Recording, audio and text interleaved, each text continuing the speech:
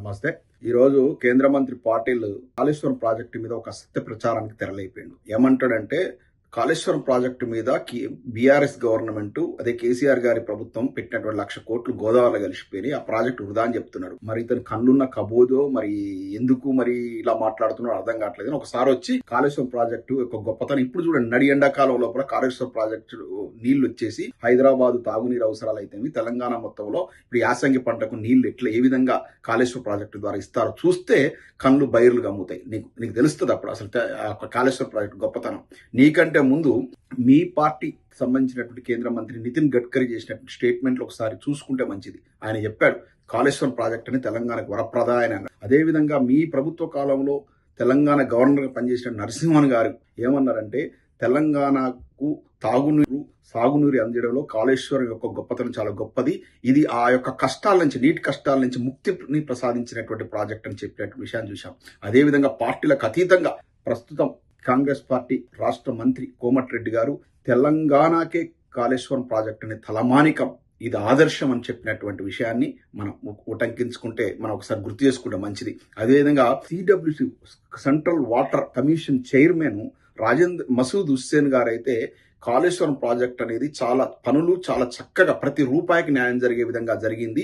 దీన్ని అందరూ కూడా ఒక సబ్జెక్ట్ గా తీసుకొని పాటిస్తే మంచిగా ఉంటుందని చెప్పినటువంటి విషయాన్ని చూసాం. అదేవిధంగా ప్రస్తుతం పార్టీలకు అతీతంగా అందుకే ప్రస్తుత పంజాబ్ ముఖ్యమంత్రి భగవత్ సింగ్ మాన్ అయితే ఏమన్నాడంటే అసలు ఇటువంటి ప్రాజెక్టును మేము ఇంతవరకు చూడలేదు. ఇది ఒక ప్రపంచంలోనే ఒక గొప్ప ప్రాజెక్టు. దీన్ని మేము ఒక సబ్జెక్ట్ గా తీసుకొని దీన్ని స్టడీ చేసి మా యొక్క రాష్ట్రంలో కూడా ఇటువంటి ప్రాజెక్టు తీసుకొచ్చే విధంగా కృషి చేస్తామని చెప్పిన విషయాన్ని చూశాం. సర్వోన్నత న్యాయస్థానమే చెప్పింది ఇంత గొప్ప ప్రాజెక్టు కాళేశ్వరాన్ని కీర్తించింది. సర్వోన్నత న్యాయస్థానం సుప్రీంకోర్టు కూడా న్యాయమూర్తులు కూడా పేర్కొన్న విషయాన్ని చూశాం.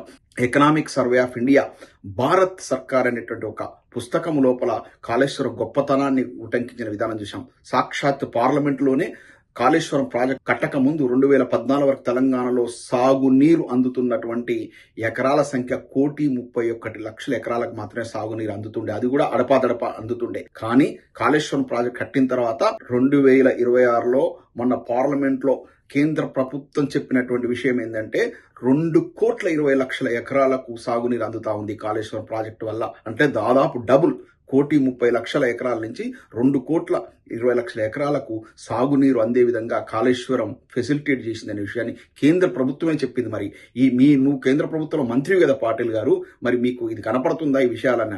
అంతర్జాతీయ స్థాయిలో కూడా అత్యంత ముఖ్యమైనటువంటి సంస్థ సొసైటీ ఆఫ్ సివిల్ ఇంజనీర్స్ అని అమెరికాలో ఉన్నటువంటి గొప్ప సంస్థ, వాళ్ళు కూడా కాళేశ్వరం ప్రాజెక్టు యొక్క అంశాన్ని వాళ్ళు పలుమార్లు ఉటంకించారు. ఈ ప్రాజెక్ట్ చాలా గొప్పది, అంటే ప్రపంచంలోనే the largest lift irrigation project ఇది.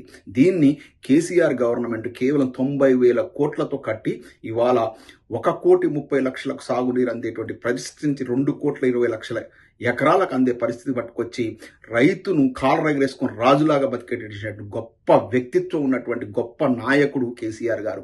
చావు నోట్ల తలబెట్టి తెలంగాణ తీసుకురావడం కాదు, తెలంగాణ నిర్మించి ఒక పక్క కేసీఆర్ గారు హరీష్ రావు గారు ఇరిగేషన్ రంగం మీద ఫోకస్ చేస్తే, ఇటు కేటీఆర్ గారు అయితే సంపద మీద కాన్సన్ట్రేట్ చేసి 60,000 కోట్ల ఉన్న ఐటీ రెవెన్యూ హైదరాబాద్ లో 3,50,000 కోట్ల ఐటీ రెవెన్యూ పెంచారంటే ఇటు ఒకవైపు సంపద సృష్టించారు, ఒకవైపు రైతును రాజును చేసే విధంగా వ్యవసాయ రంగానికి చేయూతనిచ్చారు. సాగునీరు తాగునీరు చెరువుల పునరుద్ధరణ ఈ కార్యక్రమాలు కాకుండా రైతుకు మొట్టమొదటిసారంగా ప్రపంచంలో బ్యాంక్ అకౌంట్ లో డైరెక్ట్ గా పెట్టుబడి సాయం ఇచ్చినటువంటి గొప్ప నాయకుడు కేసీఆర్ గారు. ఇది అవునన్న కదా? ఇన్ని కనపడుతున్నా కూడా కళ్ళ కట్టిన కనపడుతున్నా కూడా సిగ్గు శరము లేకుండా ఈ యొక్క కాంగ్రెస్ బీజేపీల మధ్య ఉన్నటువంటి కొంతమంది బీజేపీ నాయకుల మధ్య ఉన్నటువంటి ఫెవికాల బంధం వల్ల మన రాష్ట్రంలో కూడా కొంతమంది రేవంత్ రెడ్డి గారు అనుకూలంగా ప్రవర్తించేటువంటి బీజేపీ నాయకులు, అదేవిధంగా కేంద్రంలో కూడా ఇలా పార్టీల వ్యాఖ్యల పట్ల కొంతమంది ఉన్నట్టు పనిచేస్తా ఉన్నట్టు కనపడతా ఉంది. కాంగ్రెస్ కు బీజేపీ మధ్య ఒక అనైతికమైనటువంటి బంధం కొంతమంది నాయకుల మధ్య ఉంది. దాని వల్లనే ఇలాంటి పనికిమాలినటువంటి కామెంట్లు చేస్తున్నారు. కాళేశ్వరం ప్రాజెక్టు మీద ఒక్క మాట కాంగ్రెస్ వాళ్ళు బీజేపీ మాట్లాడే పాపం తగిలిపోతారు. ఇది రాబోయే ఒక పునర్జన్మ మళ్ళీ ఉంటే కొన్ని జన్మల వరకు కూడా ఈ పాపం మిమ్మల్ని వెంటాడుతుంది. ఎందుకంటే తెలంగాణ రాష్ట్రానికి వరప్రదాయని కాళేశ్వరం ప్రాజెక్టు సాగునీరు, తాగునీరు, పశువులకు నీరు అన్నిటికి ఇస్తున్నటువంటి భూగర్భ జలాలు పెంపొందించడంలో కాళేశ్వరం ప్రాజెక్టు యొక్క ప్రయోజనం అంతా ఇంత లేదు. ఈ ప్రాజెక్టు గురించి ఒక్క కామెంట్ చేసినా కూడా మహాపాపం తగులుతుంది. ఎంతసేపు 1,00,000 కోట్లు 1,00,000 కోట్లని కాళేశ్వరం ప్రాజెక్టుకు పెట్టిందే 90,000 కోట్లు. 1,00,000 కోట్ల 90,000 కోట్లకి 1,00,000 కోట్ల అవినీతి ఎట్లా జరుగుతుందో మరి ఈ యొక్క యూజ్లెస్ ఫెలోస్కి అర్థమవుతుందో లేదు అర్థం కావాలి.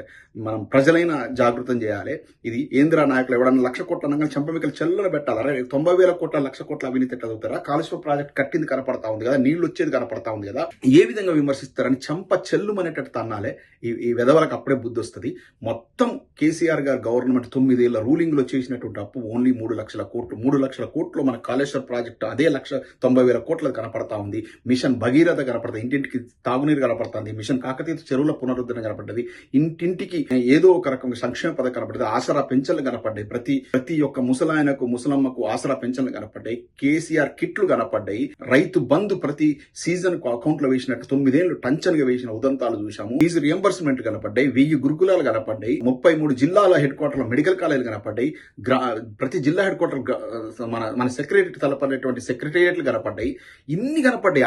అడుగున ఎక్కడ చూసినాడు కూడా కేసీఆర్ గారు ఆనవాళ్ళు కనపడతాయి. 3,00,000 కోట్లతోనే ఎంత డెవలప్మెంట్ తీసుకొచ్చాడు చూడండి. అంతకు 2-3 రేట్ల యొక్క ఆస్తులు పెంచిండు కేసీఆర్ గారు. ఈ దుర్మార్గులు 2 ఏళ్లలో ఇక్కడ వచ్చినటువంటి కాంగ్రెస్ గవర్నమెంట్ 6 గ్యారెంటీ అని చెప్పి వచ్చినటువంటి గవర్నమెంట్ కేవలం 2.5 ఏళ్లనే 3.5 లక్షల కోట్ల అప్పు తీసుకొచ్చారు.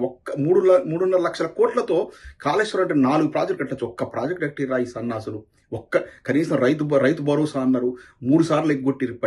ఇప్పటికి అతిగతి లేదు. ఇవాళ రోజువారీగా వచ్చిన ఈనాళ్ళు వచ్చిన కథనం చదువుకోండి. ఇవాళ రోజువారీగా మన యొక్క రిజర్వ్ బ్యాంక్ నుంచి అప్పులు తీసుకొస్తే గానీ వీళ్ళు గవర్నమెంట్ నడవలేని పరిస్థితి వచ్చింది.